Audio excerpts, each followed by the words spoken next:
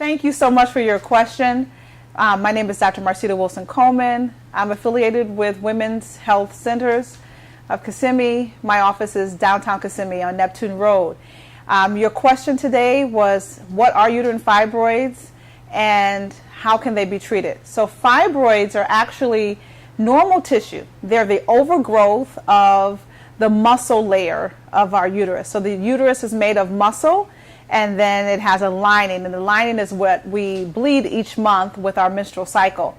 So these fibroids are just kind of overgrowth of that normal tissue.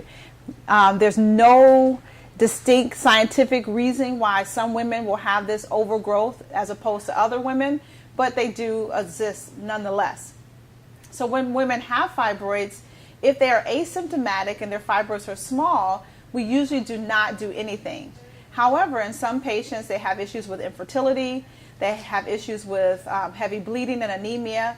There are others who have significant pain. And so then we address those different symptoms based upon what the patient's needs are. So in some women who have uterine fibroids and they desire fertility, but the fibroids are in an area that are preventing those patients from getting pregnant, then usually they see an infertility specialist and they can remove said fibroids or at least give them recommendations about how to proceed with further pregnancies.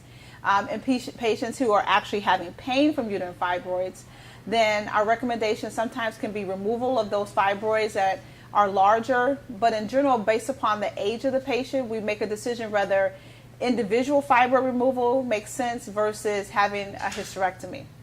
And then for those patients who present because of bleeding, then there are a few options. Birth control pills have always been used for years. Any kind of hormonal therapy, either birth control pills, IUDs with hormone, or injections or implantable devices with hormones can help to prevent the abnormal bleeding, can help to decrease the risk for anemia, and also decrease the growth of fibroids in those patients. However, in patients who cannot take hormones or patients who are done with fertility and don't have that as an issue, sometimes you can do surgical interventions to decrease blood flow to the fibroid. So either doing uterine artery embolization as an option, as well as uterine ablation of the endometrial lining can also help with some resection of those fibroids at that time. So those are the options that are available. In patients who are not symptomatic and who do not have large fibroids, you can sometimes not do anything except for close observation and following unless the patient's symptoms change. Thank you so much.